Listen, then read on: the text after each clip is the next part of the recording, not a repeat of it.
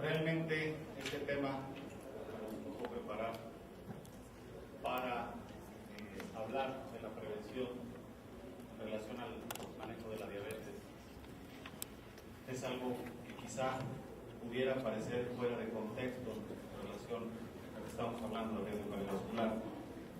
Sin embargo, como muchos habrán notado, como estamos en una pugna frecuente de demostrar que la diabetes es una enfermedad cardiovascular y que realmente el principal problema de la mortalidad en el paciente que tiene diabetes es no solo en aquel que tiene niveles elevados de glucosa, sino aquel que empieza con trastornos en el metabolismo de la glucosa.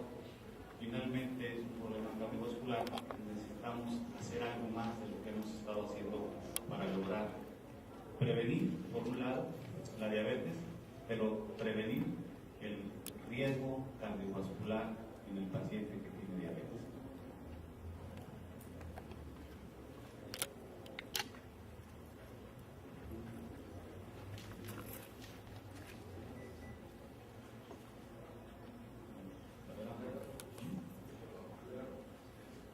Ok, vemos que los factores de riesgo son todos estos que se han mencionado, pero algo que quiero señalar básicamente, no se alcanza a ver, es la glucosa de ayuno alterada. Cuando nosotros hablamos de la prevalencia de diabetes, estamos hablando de cerca del 10% en esta encuesta del 2000 y que actualmente andamos cerca del 12 o 13% a nivel nacional, pero tenemos un grupo importante de pacientes que tienen glucosa de ayuno alterada. Esto es, pacientes que tienen glucosa entre 100 y 125 en ayunas. Y quizá un grupo que no está diagnosticado en esta encuesta, que tienen glucotolerancia a la glucosa alterada, que tienen niveles de glucosa entre 140 y 199 después de una carga oral de glucosa. ¿Qué sucede en este sentido? Quiero recordarles en este aspecto que nosotros estamos en un estado postprandial o posabsortivo durante casi 22 horas y solo las últimas 2 horas estamos en una etapa franca de ayuno, y esto está generando picos postprandiales o posabsortivos de glucosa que van ocasionando problemas importantemente.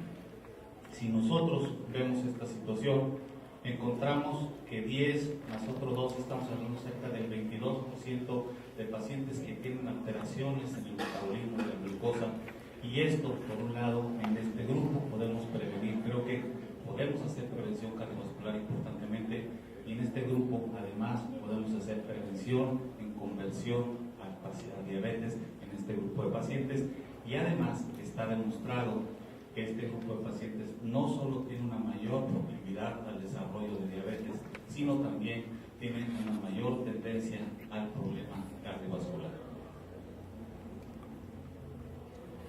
Este estudio, en el cual encontramos un grupo de pacientes en los que tienen intolerancia a la glucosa, vemos cómo importantemente en aquellos que sí lo tienen, y de acuerdo a los criterios de toda la definición de síndrome metabólico en un momento dado por el National Cholesterol Education Program, vemos cómo hay un mayor porcentaje de pacientes, aquellos que tienen tolerancia, con la incidencia de diabetes, y comparado contra aquellos que no lo tienen y de acuerdo a esta definición del NCP. Entonces es importante determinar este sentido.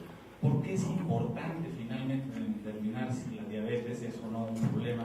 Porque nosotros estamos ciertos de que existe un elevado riesgo de enfermedad cardiovascular previo al diagnóstico de diabetes. No solo cuando la diabetes ya se presentó. No solo está demostrado que el paciente diabético al momento de diagnóstico tienen un 50% de estos pacientes tienen lesiones coronarias. Sabemos que muchos de estos pacientes, y sabemos que muchos pacientes desarrollaron niveles elevados de glucosa, ya sea pre o postprandiales, 5 hasta 10 años antes. Entonces, por eso se ha mencionado, se preconiza que la diabetes empieza entre 5 y 10 años antes de que las manifestaciones clínicas aparezcan. Vemos pues cómo aquí van aumentando, y previo al diagnóstico de diabetes el riesgo de enfermedad cardiovascular aumenta. Cuando se diagnostica la diabetes y en la diabetes manifiesta, obviamente se hace mucho mayor. Otro de los conceptos que tenemos que entender es que la diabetes tenemos que manejarla como un síndrome, no es simplemente elevación de los niveles de glucosa, sino también tiene otra serie de alteraciones importantes. Se elevan los niveles de presión arterial, se elevan los niveles de lípidos, hay un estado inflamatorio subclínico que, aunque no se vea, es algo que está ocasionando alteraciones importantes y que a la postre va a producir en conjunto un fenómeno que se llama la aterosclerosis, que es la que a la postre va a ocasionar la obstrucción de diferentes lechos arteriales. Hay estudios en los cuales, todos estos, algunos de ellos vamos a mencionar, que han demostrado que la diabetes se puede prevenir. Y esto es importante, solo vamos a mencionar uno de estos estudios en los cuales demostramos que se demostró que la diabetes puede ser prevenida. Pero hay algo que se ha mencionado durante estas pláticas previas, es que sí es importante los medicamentos que se utilizan para una u otra cosa. Pero cuando nosotros analizamos este estudio y vemos cómo con este medicamento se logró prevenir una tercera parte de los estudios, un 31% este riesgo de conversión a diabetes, vemos que el 58% de los pacientes se mejoraron en relación simple y sencillamente con una dieta adecuada y con cambios en el ejercicio. Probablemente estos pacientes andaban corriendo casi todo el día, pero lograron reducir mucho más que usar fármacos. O sea, creo que podemos hacer más con los cambios en el estilo de vida que utilizando drogas. O probablemente hay ocasiones en que además de los cambios en el estilo de vida, que a veces es muy difícil tanto implementar como dar seguimiento, podemos utilizar algunas drogas para prevenir la aparición de diabetes. Vemos también que muchas veces nosotros tratamos a pacientes de hipertensión arterial y tenemos un problema bastante serio. Muchos de los medicamentos que nosotros estamos utilizando, en este caso para la hipertensión arterial, pueden llevar a desarrollar diabetes. Un estudio de GRES publicado hace aproximadamente unos 5 o 6 años demostró que los beta-bloqueadores tienen una mayor tendencia a desarrollar diabetes comparado con otros medicamentos. En este caso, el 28% tiene un riesgo 28% mayor el usar beta-bloqueadores.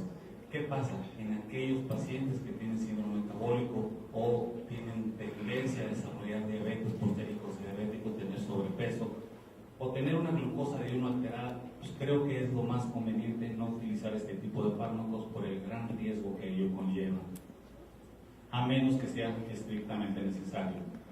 La resistencia a la insulina está presente en muchas de las entidades que nosotros manejamos cotidianamente.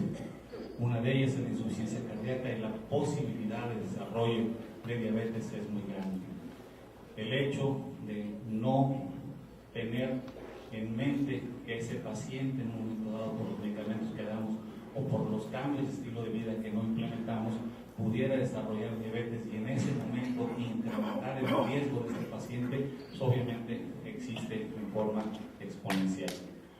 Cuando nosotros analizamos qué está pasando y damos un tratamiento médico, esto ya es hablando de pacientes con diabetes, este estudio que se hizo en Dinamarca, básicamente se demostró que cuando el paciente diabético se maneja intensivamente, esto es, llegando a las metas, ser más enérgico en lograr las metas, en bajar más, como se mencionaba hace un momento, cuanto más bajo mejor, se logró una mayor sobrevida, un menor riesgo de problemas cardiovasculares que cuando se daba la terapia convencional.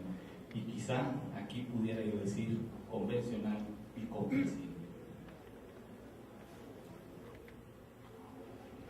El paciente